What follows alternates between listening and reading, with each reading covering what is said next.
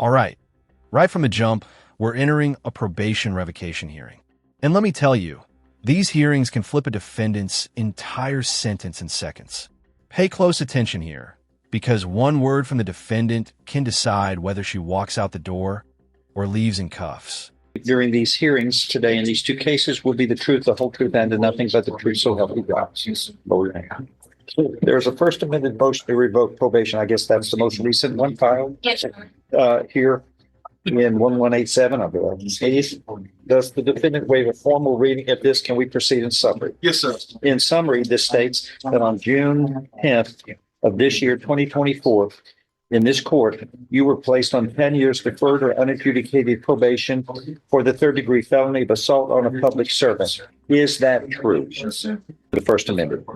This allegation alleges that you committed the offense of assault on a public servant on or about August 13th, 2024 in Jefferson County, Texas.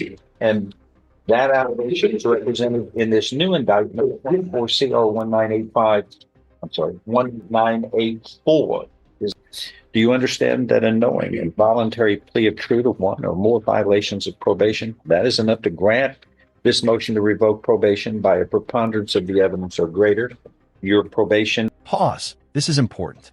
She was already on probation for assaulting a public servant and then allegedly did the exact same thing again while still on that probation.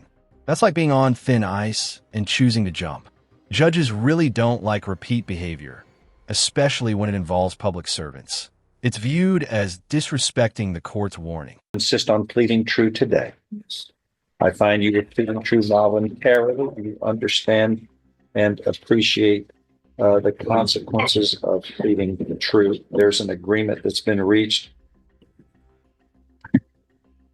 It says the sentence shall run concurrently. That's all it says. What is? It should be 10 years deferred probation. She's already on. Oh, I'm sorry. We're just sending her to safety. On the new case, she's being put on 10 years deferred probation to run concurrently with this MTRP. And we're placing her back on probation and sending her to safety. This motion. She did commit another assault on a public servant. Yeah, let me go through it. And then, so thereafter, on August 13th of 2024, as she's admitted, she committed another assault on a public servant while she's on deferred or unadjudicated probation for the same thing. And we're not changing her status from deferred. How many free ones do they get? Just this one. No. The public servants are protected by me. When you assault them, it's like you slap me in the face. It has accountability.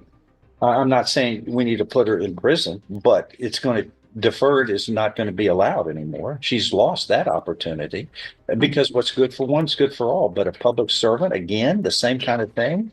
You knew we made a big deal about it and that it was forbidden. So yet go back and do it. I'm not going to do that.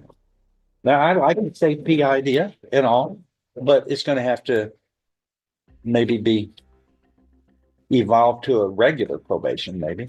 Excuse me. Can it be? And on the old case, it would just be safety and continue to defer on the old case? Yeah, no, I'm not going to do that. No, I'm talking on the old case. And here it comes, the judge drawing the line. He's basically saying, we already gave you a break once. You knew the rules. You broke them again. So the second chance card? Yeah, that's gone now. This is where probation cases often turn. Repeat offenses destroy leniency. The old case, she was placed on deferred and she's committed a crime while on deferred, an assaultive crime on a public servant.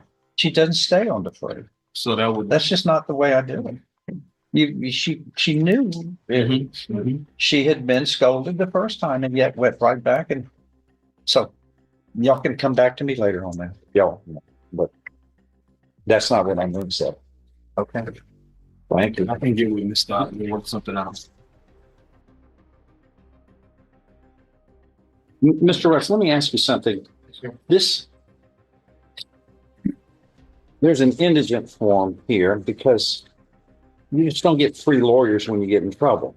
You got to pay for your lawyers, or the taxpayers. If you're unable to, if you're indigent, taxpayers have to pay, which they don't find that amusing when they work and they feel like people have to, just like them, when they get in trouble, they got to take care of their trouble. You're showing zero income. You have zero income. You don't. Well, I mean, where did you get your clothes? Goodwill. Goodwill. Where do you live? Do you pay anything at all?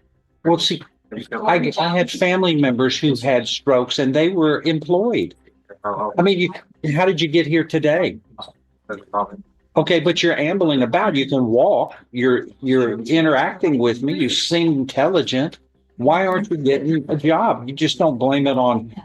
Everybody's got problems. You know, everybody's got a physical problem. You're not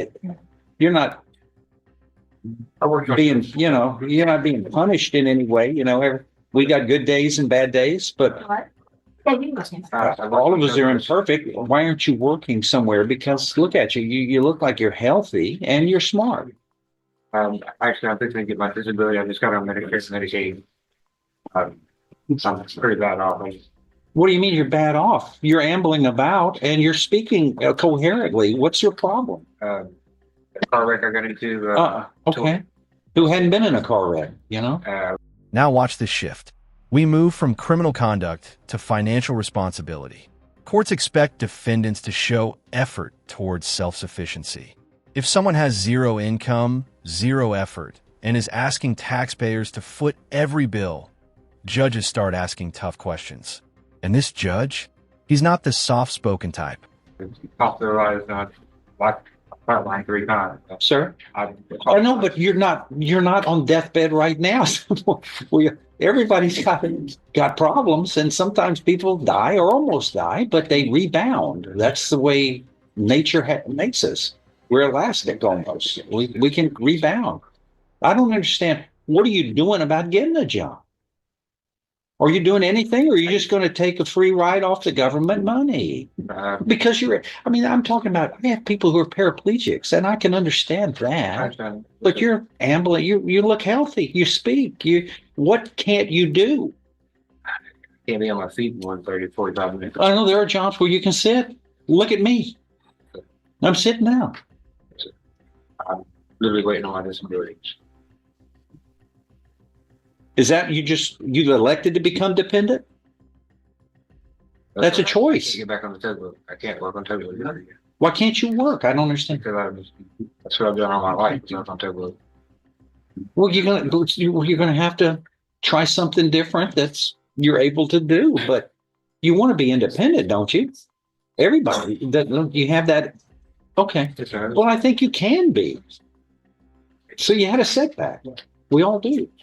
You know, pick yourself up, dust yourself off, and do the best you can with what you have to work with. But I don't understand why you're just saying, I gave up. I'm not going to work. Everybody else is going to pay my way. I don't look at it like that. Okay, good. But I need you to convince me that we're not going to pay your way through this. And have you ever been in criminal trouble before? Yes, sir. When I was 19.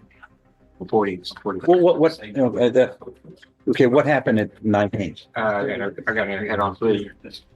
And 5 years before. Oh, it was manslaughter? Person died? So you're not eligible for probation in front of a jury, is what you're saying. Is that right, Langston? Yes, sir. He's not eligible. But Yes, sir. But this is, he's eligible for deferred. Would you? Well, yes, yeah. Juries don't give those. But you can tell the judge yourself because No, y'all talk about it, but on the and hey, if he needs a trial on it, if he's contesting it, that's his right. We defend that. What's the loss on this? Is there a loss? Yes, sir.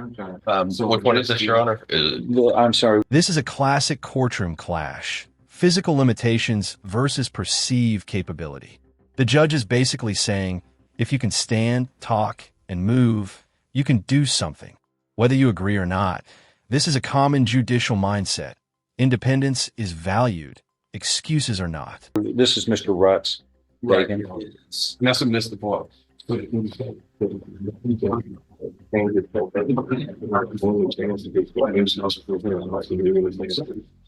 Again, I'm sure. Reagan, what you need to do is I expect you to go out and try. There was, I'm sorry, Your Honor. I'm sorry. There was none. The ATV was recovered on it. Okay, there's no restitution on this one. I mean, this is one that's fixable, I think, but it's y'all's deal. If you're not guilty, you're not guilty. That's the way it is. And there are options that are available. But here, this zero across the board, get out there and try. I expect you to try. I think you're capable of, independence and also making a better life, not only for yourself, but for others too. We'll do it. All right. I'm going to give y'all 30 days, 4 weeks. Okay. On this Langston, 44 weeks. Okay. That's fine. And I think I should Come in and tell me where you are on this. And hey, Megan, I want to get someone make a note here. I want some proof of what you're doing to find employment. Yes, sir. Okay, with your circumstances. Yes, sir. Hey, and Judge, on Miss Murphy, I did go and talk to Miss Starr. If you don't mind, can you please give me 4 weeks? You got it. And I can make it happen. But Jones was all paperwork. Get a resetting here, Mr. Rutz, from that lady. Thank you. Okay, who do you have He's here? all done. Whoa, pause. That's a major reveal. A prior manslaughter conviction completely changes the stakes. Now, the judge isn't just seeing someone who made a mistake. He's seeing a defendant with a serious criminal history. And that history always speaks loudly in sentencing.